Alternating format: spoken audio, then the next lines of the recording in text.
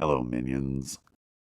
As part of my 10 dragon mission, this thing right here, I've decided to take a side quest and do a mini-series exploring the psychology and associations behind what's classified as ugly. And of course, some of this is subjective, but there are a few general guidelines to what the human mind typically puts in this category. And the lines get even blurrier when you realize it's possible to make a creature which is both cute and ugly at the same time. Yeah, nature does it all the time. Look at this toad. He just toad. This mixture of reaction most likely comes from the fact that whether something is a positive or negative reaction isn't always on the same spectrum together. Looks something more like this, if it were described as peanut people. But before we get too deep down this rabbit hole, you can still vote on my new avatar. You have option A, option B, and a mystery option.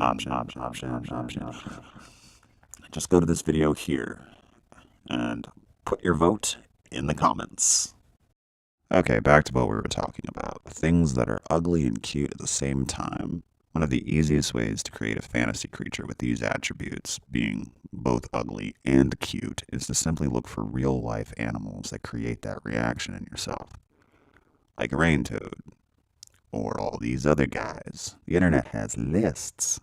The Japanese even put a label for these sorts of things. They call them kimo kawaii. Be prepared for some strange things if you Google that. Really strange things. There's even a more extreme variety called guro kawaii, of which Gloomy Bear is apparently popular. But you can go deeper. You can analyze a list of specific that make this reaction happen. It's a little easier to analyze one of the opposites, what makes something cute. Why is Gloomy Bear adorable despite being blood-soaked and obviously sociopathic? You figure, is it the pink and the pastel? Of course, here's a pink pastel thing that's not cute. It's cute because while it's gory, it still hits the 3 points of the cute trifecta, the chibi effect, if you will. Large head, large eyes, soft body. I didn't just pull that out of my rear either. National Geographic pulled it out of theirs. What's that you say? The experts said it? Which experts? Where? They mention experts later in the article, but never expressly which experts gave them that piece of information. It's pretty solid, though. Seems to be effective in all situations, so far as I can see. Cute Cthulhu plushies, for example. The cutest destroyer of worlds this side of the gateway, folks. It's what makes chibis work. You can literally chibyize anything with the attributes. Large head, big eyes, soft plushy-like body. And then, you have to ask yourself, well, why? What made these things cute in the first place? Well, they're child attributes. Most baby mammals have large heads in comparison to their bodies, and cuteness may simply exist to keep, an impatient parent from bashing its child's brains out. I mean, why else would you keep a squalling, snot-covered thing around? What's that? Love, affection, and responsibility? Yeah. Anyway, it also helps when something's cute, you're inclined to help it, whether it's your child or not. You even help the children of other species. Dogs. I mean, if they weren't cute, let's face it, they pee everywhere and they chew up everything. So if there's specific attributes that turn on the cuteness factor, it makes sense that there are also specific attributes that turn on the ugly factor. And it's probably something that's evolved into us in our brain wiring. Unfortunately, at least from the Google searches I've done so far, there's not as much information on this. So, I did the next best thing. I watched a bunch of turn Disney villains into beautiful people videos. Woo! And there's so many of these online right now. But it's very telling. You look at what attributes they get rid of in order to turn something from traditionally ugly into traditionally pretty. And So, I mean, a trifecta or list has to exist. Anyway, this is the list I put together from watching that. It's a little less straightforward than the cuteness list. It's association based. Essentially, you want attributes that associate in the brain with death, pain, and danger. Ugly, I mean, I would even say a response to something that's ugly is really a low grade fear response. It doesn't exactly make you need to flee in terror, but you don't exactly want to hang around these things either. And it's not just one attribute or the other. You can have something that's dangerous and beautiful. Here's a tiger. But here's another tiger that's dangerous and also possibly contagious. Suddenly, the reaction is different. And this is just an idea. You can make up your own list with your own reasoning. I just like the idea that you can break things like this apart.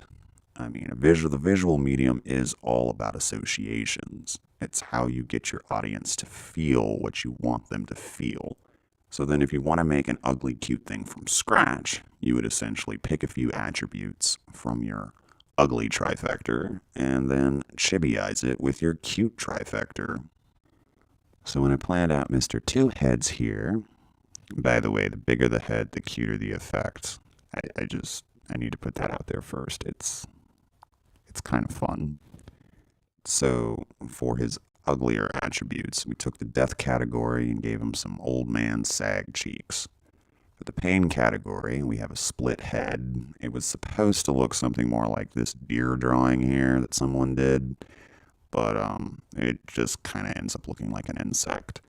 But the insect influence works well, I think, for the danger category. And while you're like, when you think of dangerous things, you don't necessarily think of insects first. There is a huge horror genre based around giant bug stories, which, if I had to take a guess, I would say it's a lot to do with how we communicate. A lot of the human experience is based around being able to communicate and also being able to predict what something else is about to do. And so that's probably why we like furry creatures the best. They tend to have faces with eyes that are easy to read. All right, to be faced with something that is essentially a blank slate and completely foreign and therefore hard to predict is unsettling. I mean, you tell me, is this cricket happy or sad? Does it want to eat me or does it want to be my friend? I have no idea. You have no idea. There is no face. Anyway, that's the end of my spiel for the day. If you like mythical creatures, this channel is about to be flooded with all sorts of things about them. Anatomy, history, lots and lots of drawings, so many stickers. So if you feel like hitting that subscribe button, you certainly wouldn't hurt my feelings at all. If you happen to be particularly fond of Two Heads, he's being sold on Redbubble. These videos are sponsored by me and what I can manage to sell, so check Redbubble out if it strikes your fancy. My link is in the description below. You can also get free swag by joining the Hatter Army. Details also in the box below. Ciao.